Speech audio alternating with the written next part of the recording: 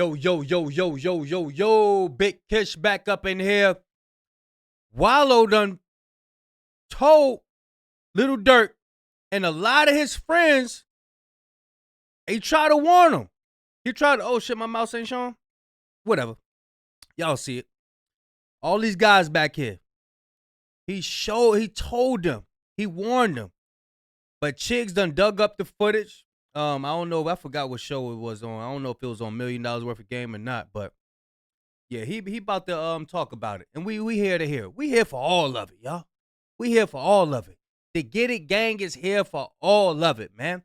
And you know I don't like holding y'all. So without further ado, let's get it. And sometimes you gotta listen to your elders when they're telling you some real stuff, something that will definitely benefit you and get you out of trouble. You gotta listen to them.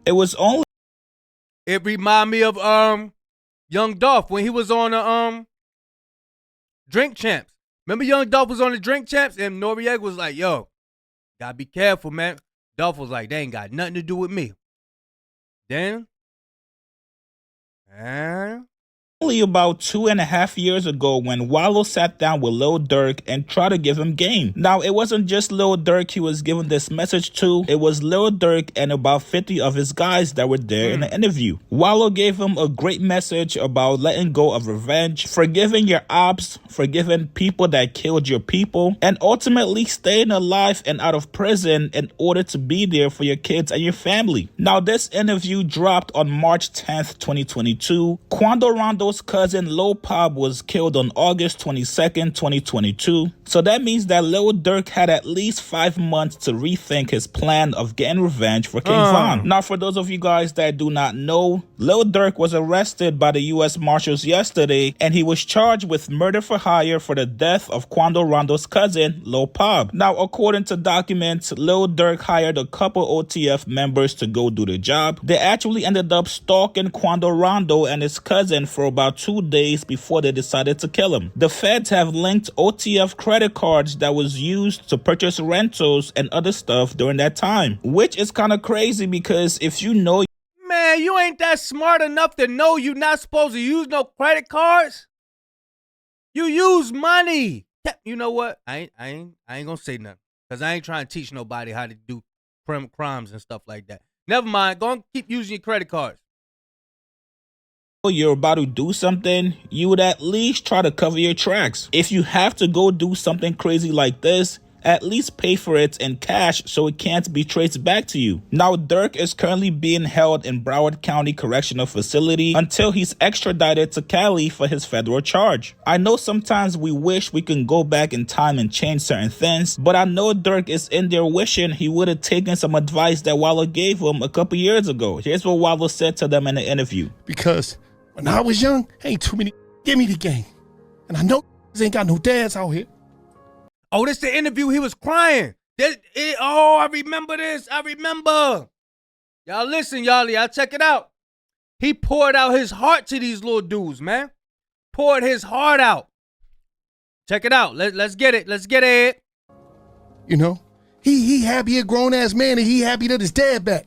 Grown. He's like, damn, because he missed that shit. They gave y'all game that was beneficial to them and it wasn't beneficial to y'all, and it put y'all in a fucked up position in life. This is the first time in my life. Tomorrow I'll be out of penitentiary 5 fucking years. I've never been out of the penitentiary a year since I was 11.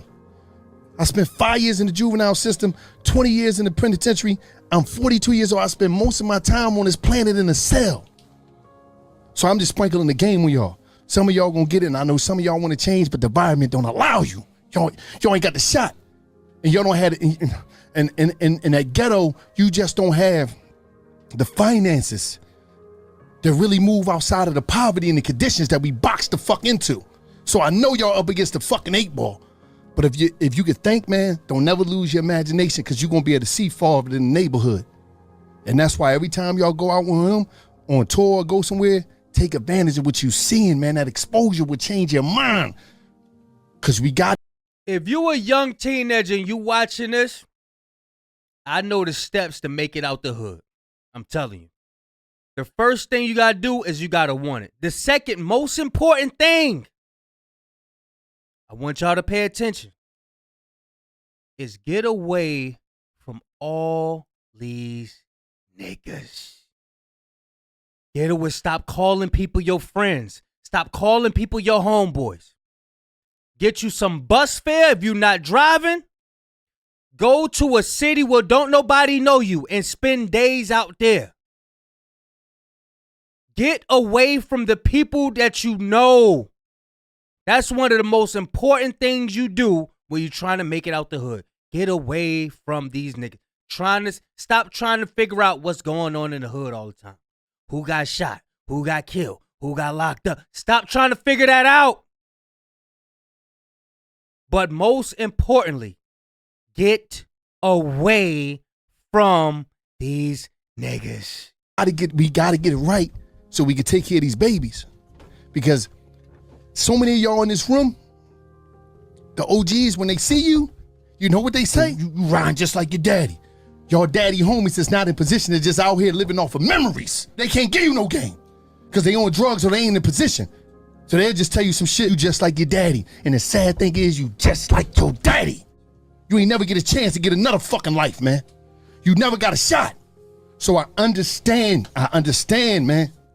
But if you can see, try to look outside of this shit because there's a world that's motherfucking waiting for y'all, man. It's a real world that's waiting for y'all. And I'm telling you, man,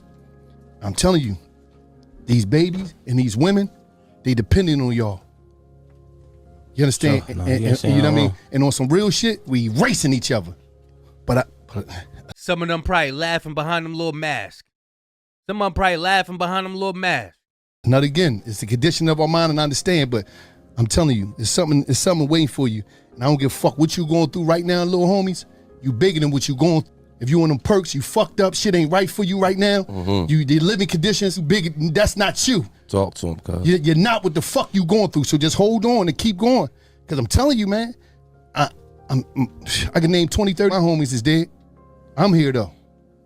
And I'm going to say some shit that, like, this is documented. You know, I got a TED Talk. I forgave my brother's killer. And I'm saying it to say this. Killed my brother. My brother died in my grandma's arms.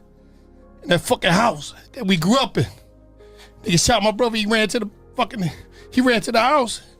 He died in Nanny's arms when she opened the door. So I'm telling you, this some real shit, man.